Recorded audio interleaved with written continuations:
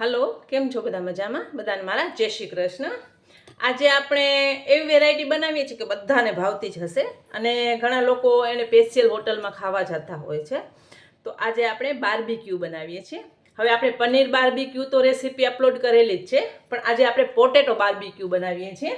તો તેના માટે ખાસ એક વાત કહી દઉં કે એની આવી સ્ટીક આવે છે, એને પાણીમાં પલાળીને જ રાખવાની હોય છે કે એ બળી ન જાય. કારણ કે આપણે અત્યારે ગેસ ઉપર બનાવશું. બધાની પાસે બાર્બીક્યુનું હોતું નથી મશીન. મારી પાસે છે, પણ હું અત્યારે એમાં નહીં બનાવું, કારણ કે બધા પાસે ના હોય તો લેડીઝોને કન્ફ્યુઝ થાય.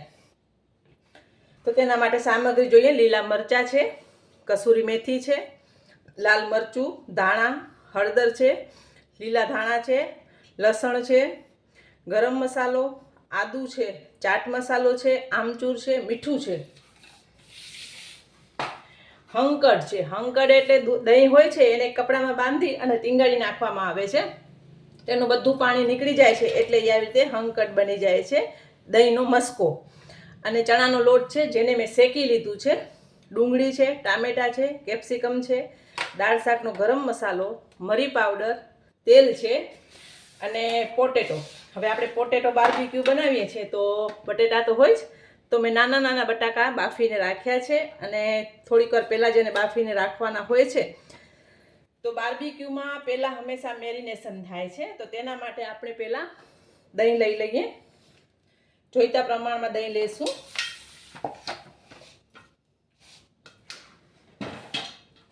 પછી એમાં આપણે ગરમ મસાલો દાળ શાકનો જે આપણે આ કિચન કિંગ મસાલો છે,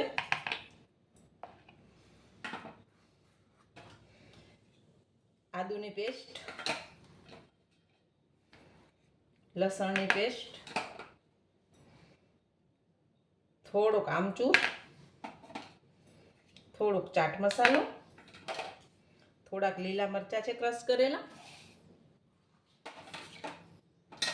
કસૂરી મેથીને હંમેશા આવી રીતે હાથમાં મસળીને જ નાખવાની હોય છે, લાલ મરચું પાવડર છે.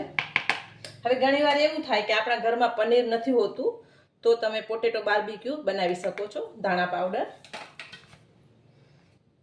હળદર છે અને લીલી કોથમરી છે.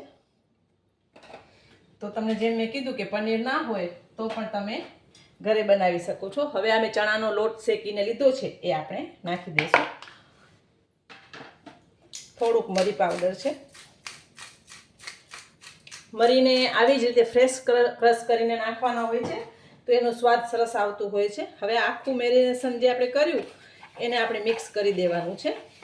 હવે આપણે જરૂર પડે તો આપણે દહીં નાખશું એમાં, જો જરૂર નહીં પડે તો નહીં નાખીએ. તો મને એકાદ ચમચી દહીંની જરૂર લાગે છે, તો હું 1 ચમચી દહીં નાખી દઉં છું. કારણ કે મસ્કો છે ને, એટલે વધારે દહીં જોતું હોય છે.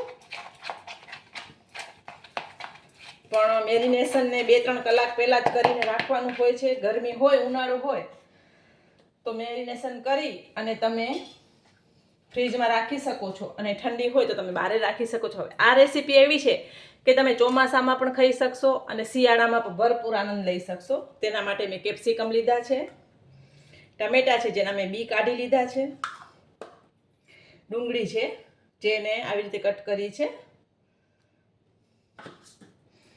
અને બટાટા મેં તમને કીધું એમ ઉપરથી આપણે નાખીએ, કારણ કે આ મિક્સ કરવામાં તૂટી જાય છે. હવે આ મેરિનેશન છે એ આપણે હાથેથી જ કરવાનું રહેશે. થોડુંક એમાં આપણે તેલ લઈ લઈએ, 1 ચમચી જેટલું,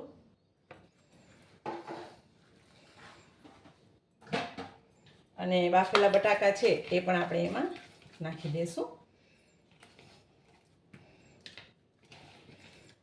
પનીર બાર્બીક્યુ મેં રેસીપી આગળ અપલોડ કરેલી જ છે, તે પણ તમે જોઈ શકો છો.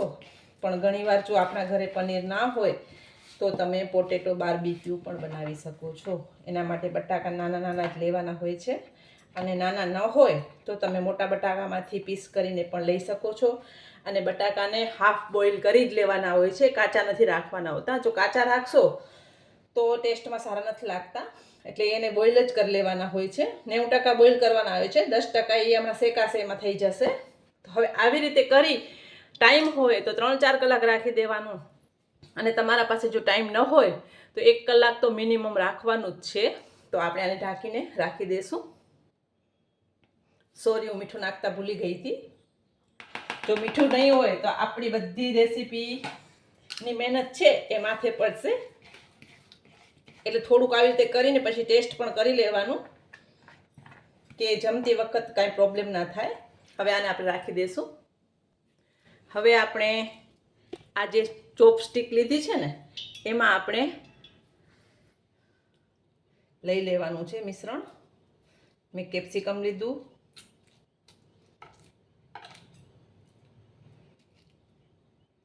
ટામેટું લીધું, ડુંગળી લીધી,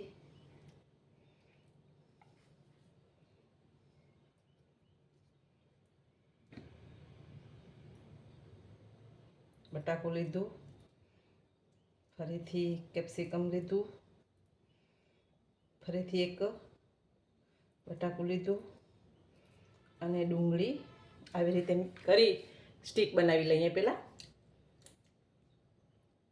તો તમે જોઈ શકો છો મેં સ્ટીકમાં લઈ લીધું છે. હવે આપણે આને ગ્રીલ કરી લઈએ.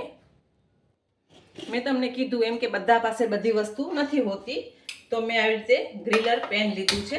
એને આપણે પહેલાં ગરમ કરી લેશું, પછી એનામાં થોડુંક આવી રીતે તેલ લઈ લેશું. ગ્રીલર હોય અને ઓવન કે માઇક્રોવેવ હોય તો તમે એ કરી શકો છો. મારી પાસે બધું છે પણ મેં કર્યું નથી, કારણ કે બધા પાસે નથી હોતું તો લેડીઝોને એમ થાય કે અમે કેવી રીતે બનાવીએ. પણ આવી રીતે કોઈ પણ જાતનું પેન હોય એમાં કરી શકે છે. આપણું પેન સરસ ગરમ થઈ ગયું છે, તો આપણે આ સ્ટીકને આમાં મૂકી દઈશું. એક બાજુ શેકાઈ જાય પછી જ આપણે એને બીજી બાજુ પલટાવશું. આપણે બ્રશથી તેલ લગાવી લઈશું.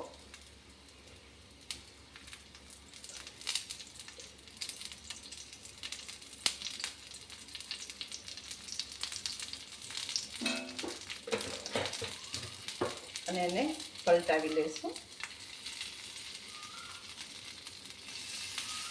બંને બાજુ સરસ શેકી લઈએ. બાર્બીક્યુમાં આ ઇફેક્ટ આવી ખૂબ જરૂરી છે, તો જ છોકરાઓને ભાવે છે. કે સ્મોકી ફ્લેવર આવે છે ને તો એ લોકોને સરસ ભાવતું હોય છે. તો આવી રીતે જ એને બર્ન કરવાનું હોય છે.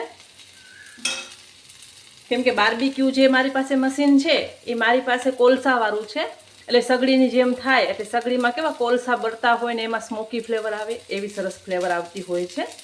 તો આપણે પણ એવી સ્મોકી ફ્લેવર આવે એના માટે આપણે આ બંધ કર્યું છે. એને ચારે બાજુથી શેકી લેવાનું છે. બટાકા બાફેલા છે એટલે બહુ કાંઈ વાંધો ના આવે, પણ સ્મોકી ફ્લેવર છોકરાઓને ભાવે છે એટલે તમને આવી સ્મોકી ફ્લેવર આપવી જરૂરી છે. ચણાનો લોટ પણ આપણો શેકેલું જ છે.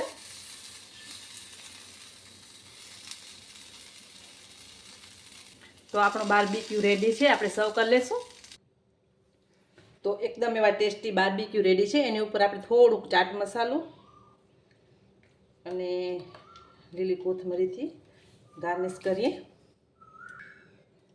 સાથે મેં લચ્છા ઓનિયન, લીંબુ અને લીલા મરચાંથી ગાર્નિશ કર્યું છે. કે લચ્છા ઓનિયન બહુ સરસ લાગતું હોય છે. અને મેં લીલી ચટણી બનાવી છે. જે લીલી ચટણીની રેસીપી આગળ આપણે અપલોડ કરેલી જ છે. તો એકદમ ટેસ્ટી એવા આપણા પોટેટો બાર્બીક્યુ રેડી છે.